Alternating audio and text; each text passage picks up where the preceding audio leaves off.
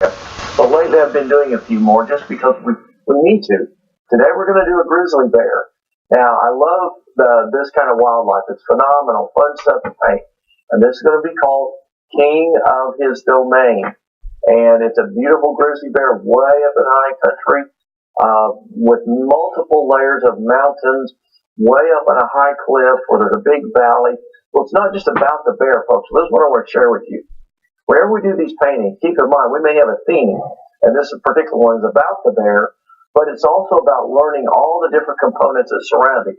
In this painting, you're going to learn how to do a beautiful high country atmosphere with the haze and the fog and the low-hanging clouds coming through the mountains, a deep valley so you can see how to create the separation, to create miles of depth, something a lot of you have never done before. In fact, it's something I haven't even taught that much. Yes, we have taught about values, but this particular setting is unique. We'll have a really forward cliff with a lot of grasses and craggy rocks on it that the bear will be standing on. So now we're going to go to our canvas up here. This is an acrylic painting. We're going to use an 18 by 24 stretched canvas. I've graded and I've textured it. Now, I don't know if they can get close enough where you can see all the little blobs of paint underneath it, but I took modeling paste and I put modeling paste underneath it. Then I sanded it and then I grade it so I can get little blobs of paint. So this will show the texture of the mountains a little bit better. And that's a good way when you're painting with acrylic to get texture, because acrylics are a water-based medium, of course. And when they dry, they evaporate and they flatten out a little bit. So you don't get quite the texture that you get with an oil painting. So sometimes I like to texture my canvas pieces. Now here's the reference photos that I've used, and I took these out of my book, and I'm going to show you a little bit of my reference library. Here's a bear that's in a zoo. I can't remember which zoo I got this in. I do like this bear. I like his coat. I like the color. I like his pose. Now, here's one out of a magazine. Now, one thing I want to share with you guys, you can use reference material out of publications. You just can't copy them and claim them as your own. That's wrong. It's a copyright issue. So I'm not a lawyer. I don't get into all that. But just know that try your best to get your own reference material. Use other things only as reference to get an idea. Maybe look at color. Maybe look at something else. Like, for instance, now I have a book here. This is one of my reference books. Most of you know I have a great library. This is a book on, it says animals, and it's on bears.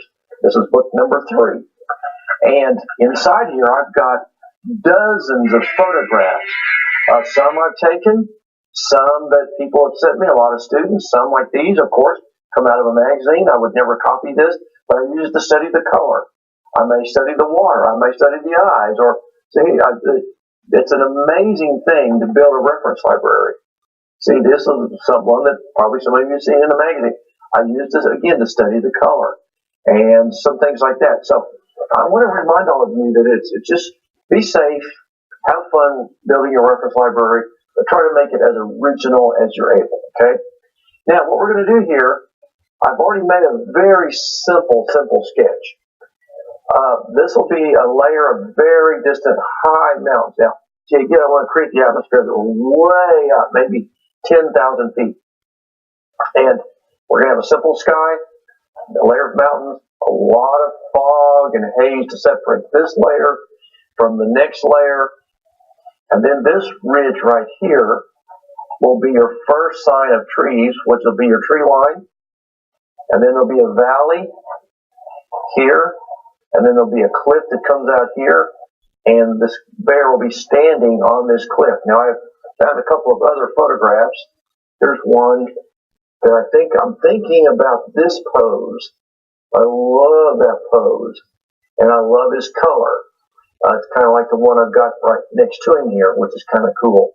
So, and let's see, there's another one that's in the same zoo. I honestly can't remember if it's the zoo here in my own hometown in Tulsa, near Tulsa, or someplace else. But anyway, that's the bear I'm thinking about using. So we're going to have a lot of fun. The bear will be standing, and yes, he'll be our main focal of interest. But all the components are going to be as much fun or more fun than painting the bear. All right, let's get started. We're going to go back to our traditional paint brush. We have our traditional dirty palette, same color scheme that we always use, and our gesso. So I'll just take a little gesso quickly. Put it down here. We're going to go ahead and just use a Just put it on like this, big X strokes. Put it on thick enough to cover good, folks. I've noticed a lot of students that if you're watching the show, especially for the first time, and you see me doing this with a hake brush, you'll have a tendency to stretch the gesso too thin, and then you don't get good coverage. And then I get these comments from people, well, the technique doesn't seem to be working. Well, it does work, but you just got to get the balance of everything right. You got to get the right amount of water, the right amount of paint, the right amount of pressure. You got to use the right brush. You can't use a bristle brush and get the same effects that we get here on the TV. So one of the things you got to remember when painting, there's reasons why we have sable brushes, synthetic brushes, bristle brushes, badger hair brushes, nylon brushes. Just like there's different types of everything in life that you can use for things. So got to get the right product. Now, you paint right over the top of your sketch because you're going to rebuild the mountain there in a minute. Now, while that's still wet, you need to pick a sky. Now, in this case, we don't want the sky to be competitive. If our mountain, our setting, and the bears, our feature, don't compete with it. Don't let anything else compete with it. So now I think let's take a little alizarin crimson over here, just a touch. And I'm going to put that as sort of my horizon color. See how soft that is? Maybe just a tad more.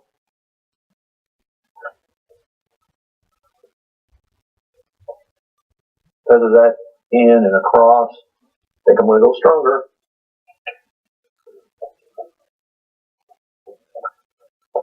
Big X strokes to feather to get rid of the marks. Okay to see brush strokes, you just don't want to see brush marks. Now you can take a little ultramarine blue, a little touch of turquoise deep, double load your brush, and start at the top. Again, big X's, come all the way across, feather this paint until it sort of fades out. So that way we get a little light to dark and a lot of modeling going on here.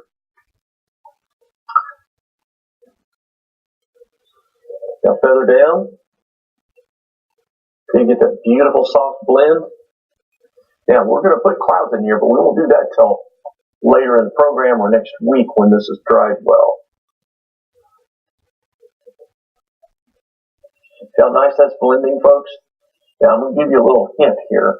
I go through this every single week at the studio when students come in from all around the world and they sit down for the first time to use these techniques that they've seen a student on TV, and all of a sudden nothing is working. Well, let me show you what happens. When you paint with this, if you paint straight on, I want you to notice when I'm blending these backgrounds, I'm not painting straight on. Well, notice I'm angling my brush more, and this is called skimming.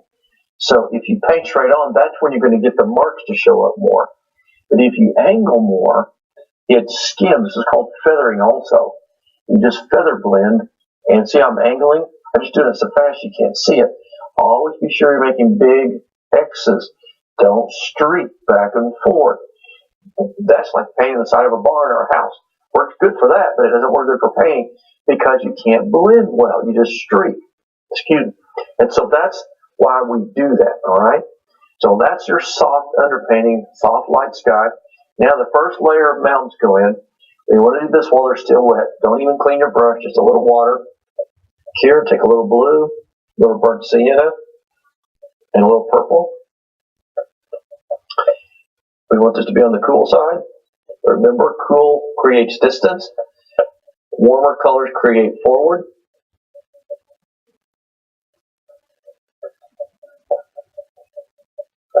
Okay, and let's come up here, put that on. We'll feather that into the background here. And you can see now how it starts to lighten. So you're going to build your background mountains. You feather that tone right on down into here. Cross over here. Blur this a little bit. So see how it creates that hazy, misty effect. Now you shape your mountain. You'll do your final shaping later with your other brushes. This is just to get the basics. And give it a nice fun shape.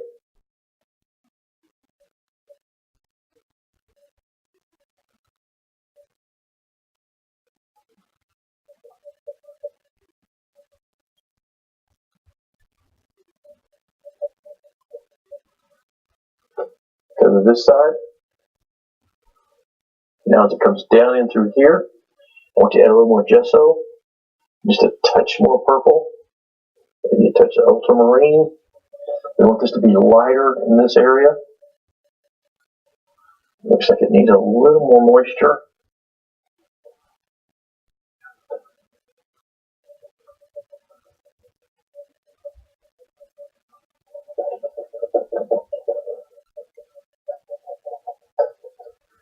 Now I want you to put a little more white in with that. Keep bringing that down. That gets lighter like that. And then that's going to be the mist between that range and this next range I'm getting ready to show you. Now once you get your little peaks there, just leave those. We'll use those later for something else. Now while that's still wet, go back down to your palette. A little water to the same area. Put your next mountain range in. And use barely 1 inch to show up. So make it just barely dark enough to show up.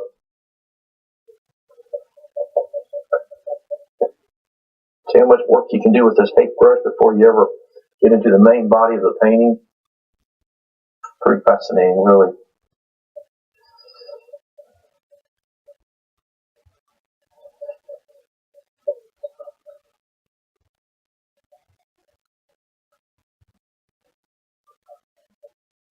I'm kind of feathering it to kind of blend it because I want this to have sort of a hazy. See how hazy that looks already? And we'll emphasize that later with our little mist technique, but this is how you get started. You work this color right on down and around here. This is going to be the, you might say, the valley, maybe several hundred feet deep. And so we want to get this really nice, cool, misty looking color. So we'll take a little more white down in here, a little more blue. Yeah, there we go. I want this to be a real whitish gray color, feathered up nicely into your blended mountain there. See this nice hazy effect we're getting?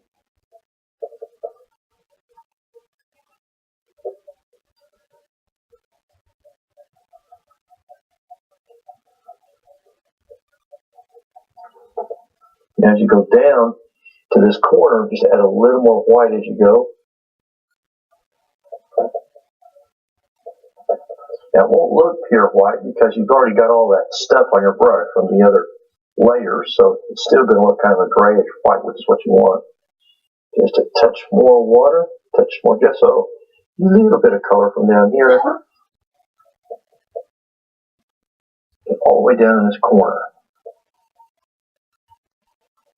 Kind of an unusual painting. I don't think I've ever showed this to most of you.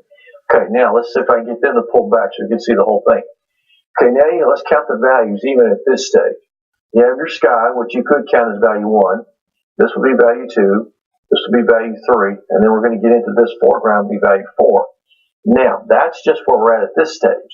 Now, as we add pine trees and other things, we end up with another value or two based on where we place those and what the intensity of those values are. So we'll see as we progress in the painting.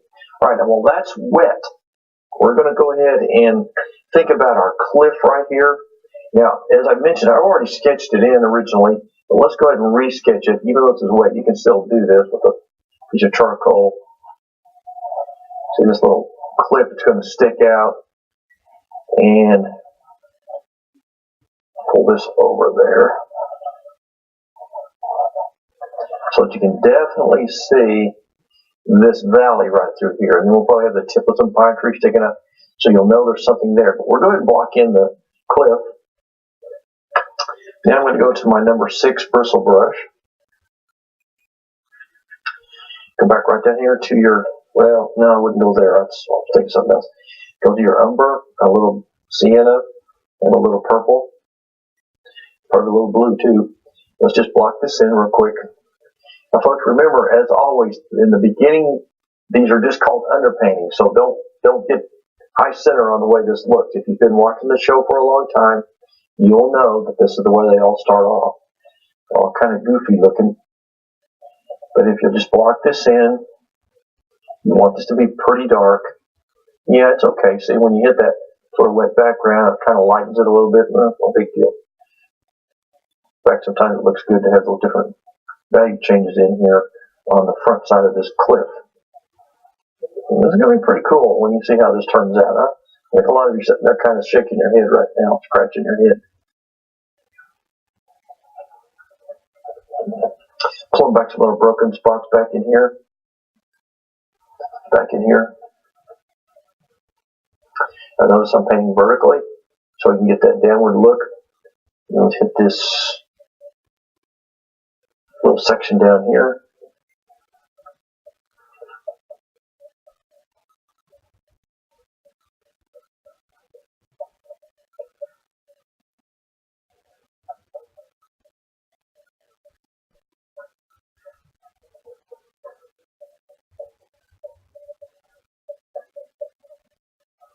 It's good.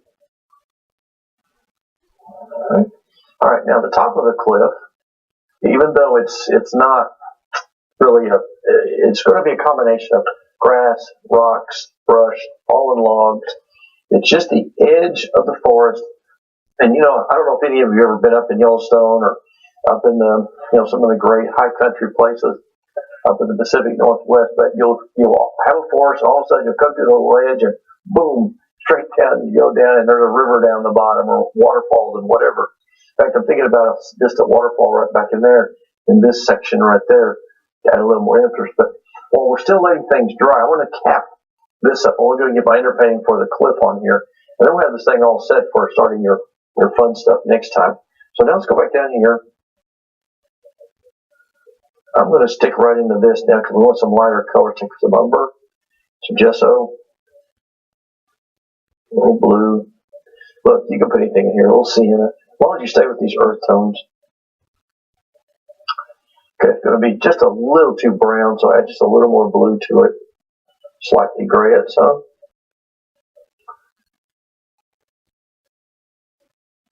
Now this is called just capping. Just going to cap the top of this cliff so that we can have it to operate with next time. But even at this stage, you're going to see it's going to look pretty cool. And see, I'm using a lot of choppy, broken strokes. It's called segmented painting, where you just paint little chunky segments. You don't big long strokes like that.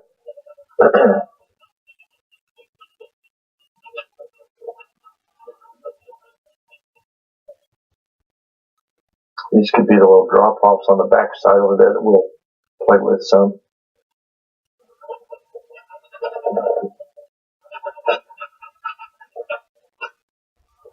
You could use a bigger brush if you wanted to, folks, but one thing I like about a smaller brush, this number 6, is that you can get a lot more brush stroke effects. And to me, in this particular painting, that's important. It's not in every painting, but it is in this one. Let's see, I'm going to put a little cap here. Then you kind of see the little crack going back in there. And you can bring it back further later if you want to.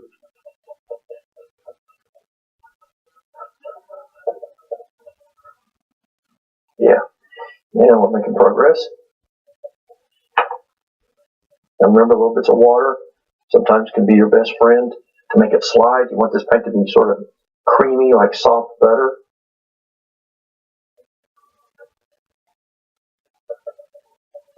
To make it just a little warmer than the underpainting. The underpainting is that sort of a dove gray, which is made out of ultramarine blue, burnt sienna, and your titanium or your gesso or your white.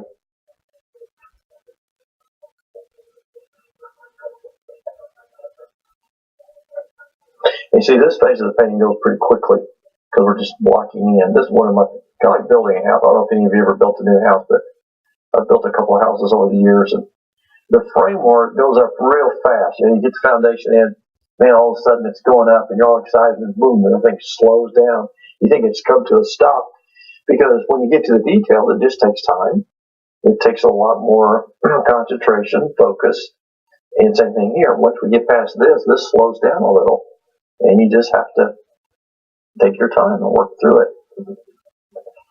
Another thing I've noticed that we're kind of an impatient people, and when you do this kind of painting, folks, you've got to learn to develop a little more patience than normal. And make it a little darker down in this corner. Again, still not knowing what all I'm going to have here, but this is just the cap of the cliff. And then when the cliff is finished, we'll have brush, we'll have a fallen log or two, maybe a stump that's coming up between here. I don't know what really, I'll be thinking about that. All right, now can you see, even at this stage, it's rough underpainting. You stand back and look at it, look at the wonderful depth. So we know this is way up here in the front. Now it already has the effect of a drop, deep valley.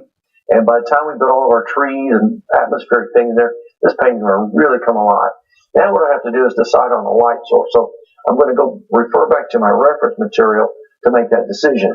Now, if you think about it for a second, if, in fact, I choose to use this bear, which came out of a wildlife preserve, I like the way this light hits the side of this bear. See that beautiful golden glow, the little shadow there, the nice silhouette of his head, and all the little silver lining. I really think I like this pose, even though I like this one too. Same similar situation, but I just like this pose better. I also like the debris on the ground, the old fallen broken logs and stuff. Actually, some crows in there. It's kind of funny looking. Okay, now, so I think with that being in mind, we'll make our light source coming up on the right-hand side. That means when we get ready to highlight our mountains, that they will be highlighted on the right. So let's get up to that little task. Now I'm going to switch back here to, we'll just stick with the number. You know what? I think I'll get the number 4 bristle brush out here. The number 4 bristle brush is between, of course, the 6 and the 2, and it's just about right for this particular. And you have more control over it. It's not such a lot of hair that you can't control it.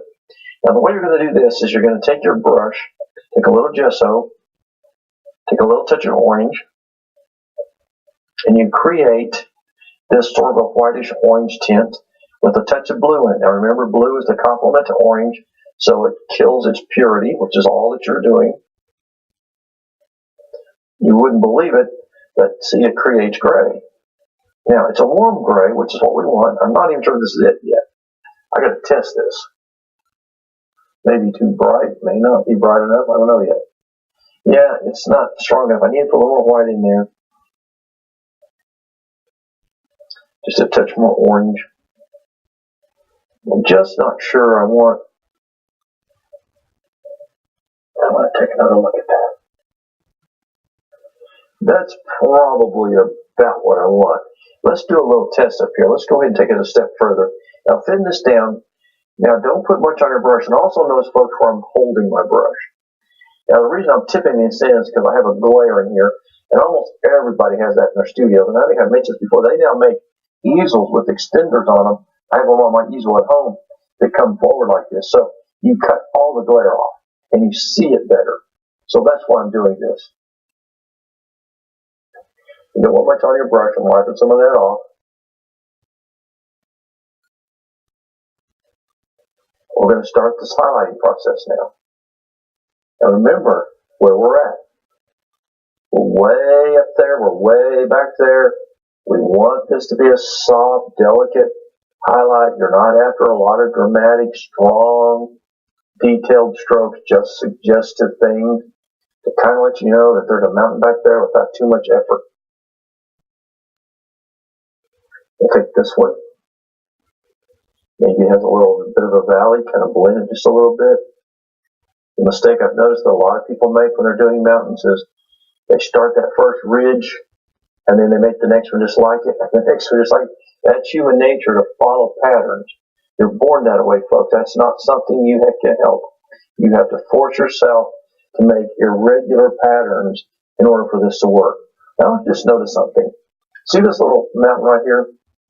It almost looks like another mountain behind this one. So I'm going to leave it that way. I like that effect. And so I think I'm going to come over here. And I'm just going to emphasize this. I'm going to make a little face there.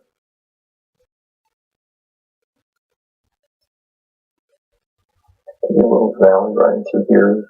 Kind of breaking this up a little bit.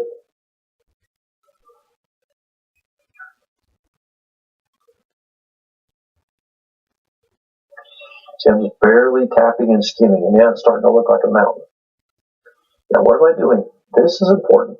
We're leaving pockets of, you guessed it, negative space. Now, as you come down in here, where this misty area is, when you drag your brush, you're feathering. See, I'm skimming the surface. That way you don't get a real hard, bright color to take away from the softness of that area.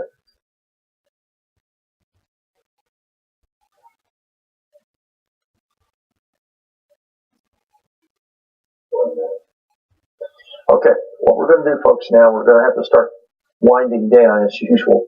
So here's my challenge for you. You can get, if you're going to do this painting, just go ahead and get the background in, get your sky like you want it, get your first layers of, well, just get it to this stage and try to get the first little bit of values on these mountains so you can see the highlighting of their natural form. But remember, keep everything subtle, soft, and not too strong in value. This area right here has to stay very pale and almost sort of washed out. What we're going to do next week, we'll come on forward. We'll work on this mountain a little bit. We'll lay in our little waterfall. We'll put in some distant trees. We'll just keep rolling along, trying to start getting all the subjects in there. And then just a couple more lessons, we'll have this thing wrapped up. Well, thanks for joining me on this painting. It's going to be a blast to see how you finish it up. So God bless you. Stay inspired, keep painting, and I promise to see you real soon on another session of Paint This with Jerry Yarnell, the Yarnell School of Art. Episodes of